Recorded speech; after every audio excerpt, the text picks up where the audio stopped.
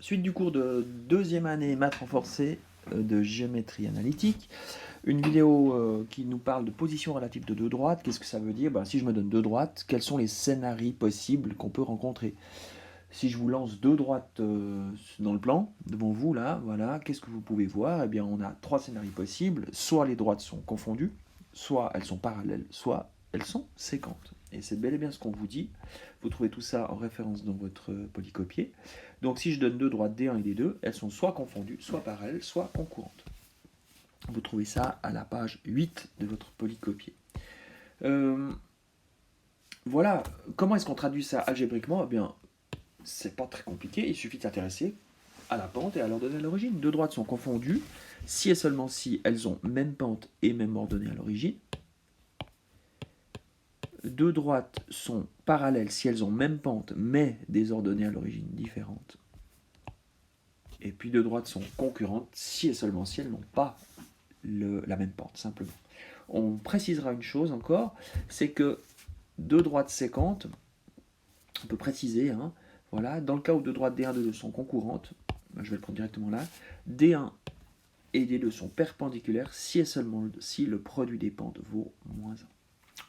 Voilà, ça c'est, je vais le rajouter ici dans ma note. Note à laquelle je vais très rapidement ajouter les exemples. Vous trouvez la page, la page 9. Voilà, ça c'est quelque chose d'important, on s'en convainc assez facilement. Deux droites sont perpendiculaires si elles ont des vecteurs normaux perpendiculaires ou des vecteurs directeurs perpendiculaires. Il suffit de calculer la pente de l'un et la pente de l'autre à partir du vecteur directeur. Vous multipliez les pentes, vous allez forcément trouver moins 1. Puisque vous aurez inversé les composantes et changé un signe, inverser les composantes revient à échanger numérateur et dénominateur dans la fraction qui calcule la pente. Exemple. Les exemples de la page 9. Déterminer la position relative des droites D1 et D2 et, selon le cas, préciser les points d'intersection. Bon, voilà, allons-y. Je ne sais pas si je calculerai tous les points d'intersection. Oui, on va peut-être se permettre d'avancer là. On y va. Alors, voilà. Donc, position relative, voilà, j'ai besoin de calculer les pentes et les ordonnées à l'origine. Donc, la pente M1 de la droite D1, que vaut-elle? Elle vaut moins 2 tiers. Et la pente M2 de la droite D2 vaut moins 4 sixièmes, qui se simplifie en moins 2 tiers. Donc à ce stade de l'histoire, je vais pouvoir dire les droites sont confondues ou parallèles. Si je calcule les ordonnées à l'origine, l'ordonnée à l'origine H1, eh bien vous allez trouver 4 tiers, vous trouvez 4 tiers, et l'ordonnée à l'origine H2, vous trouvez 7 sixièmes.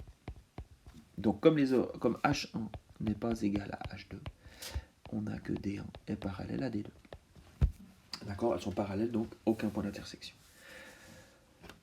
Exemple B. Exemple B.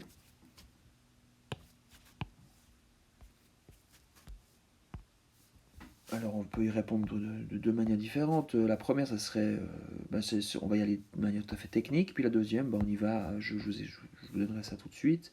Exemple B, je calcule comme avant, pente. La pente M1 de la droite D1 vaut moins 1,5. La pente D2, la pente M2 de la droite D2 vaut moins 2 quarts, donc moins 1,5 également.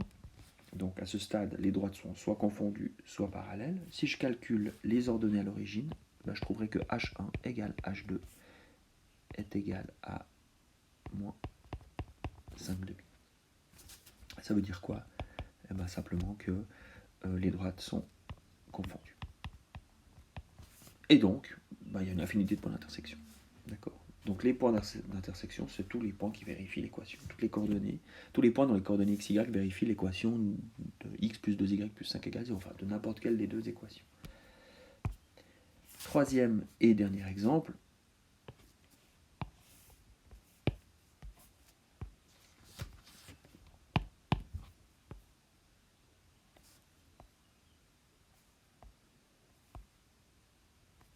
Voilà, je calcule les pentes.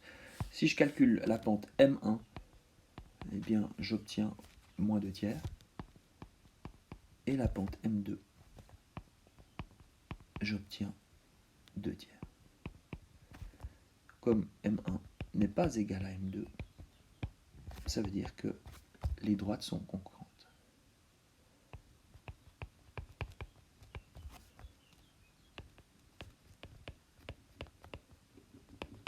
Elle possède donc un point d'intersection. Donc le point d'intersection que je vais appeler I, que je définis comme D1 inter D2, a des coordonnées qui vérifient qui sont solutions du système d'équations que je pose ici. 2x plus 3y plus 1 égale 0.